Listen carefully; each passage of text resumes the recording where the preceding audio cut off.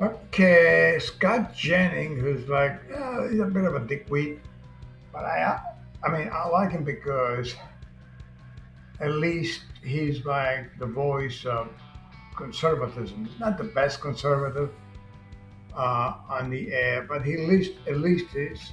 Excuse me a second. I just did you here. At least he's something on CNN, which is as boring as hell.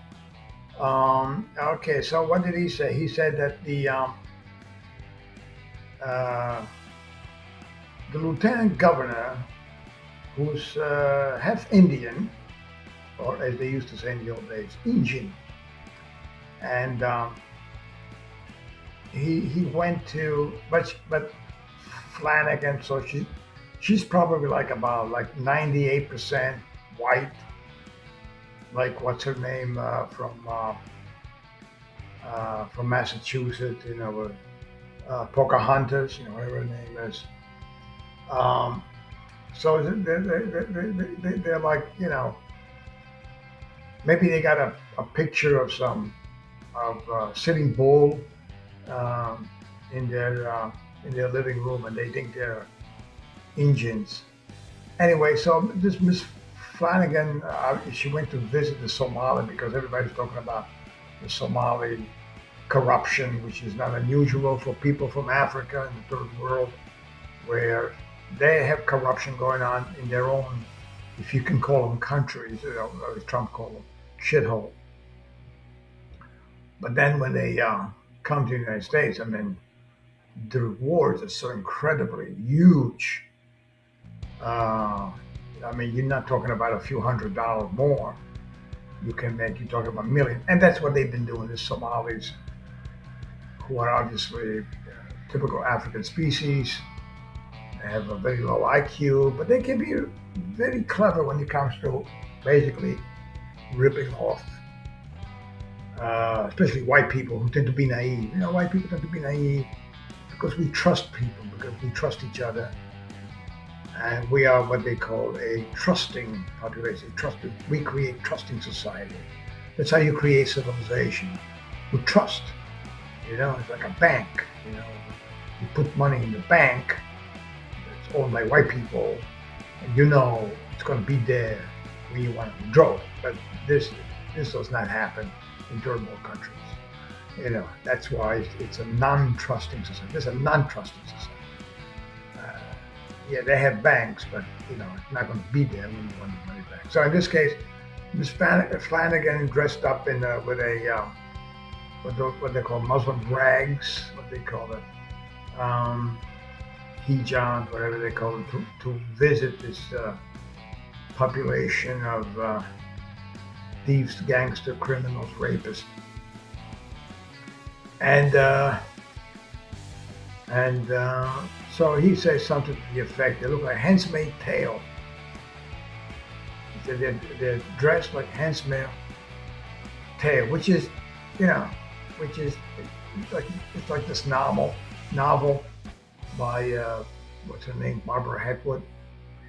It's not the kind of novel that I would read. It's like a dystopian world where women are slaves, kind of like, and of course they are. I mean, Scott Jennings is telling the truth. There's women in this Muslim society are nothing less than property, nothing less than slaves. They're baby makers. They live in the Iron Age. They're primitive. They're crude. Uh, and if they veer from that, as we see all the time, these women get stoned to death. Just like in Iran, that poor woman who she was she was wearing the hijab, but it was not put on correctly no less. And for some reason, they took her in prison, and where of course they murdered her. There was some demonstration, but they all died down.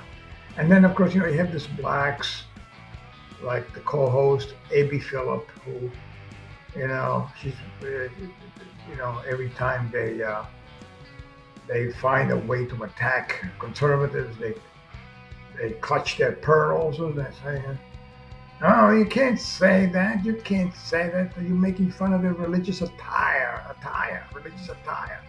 So I guess if you say something about the uh, full, what they call burqa, I guess if you say something about that, oh, you can't criticize that. You can't criticize women for being forced to wear a old-fashioned telephone booth. You can't do that. It doesn't matter whether it's like 600 degrees inside those burgers. No, you can't do that. But of course, they themselves will never wear it. They themselves will never walk around with such slave uniform. That's what they are. They're slave uniform. And so all the liberals, they're clutching their pearls. But they're just looking for a reason. This Abby Phillips, really, I mean, I just want to really smack her in the face. She's such a disgusting racist, anti-white racist. And they're all anti-white. If you make an anti-white remark, like, they don't bother you at all. But if you, here she is, Flanagan. Look at that gigantic nose. Hey, no, I think she is Indian. No, I think she is Indian.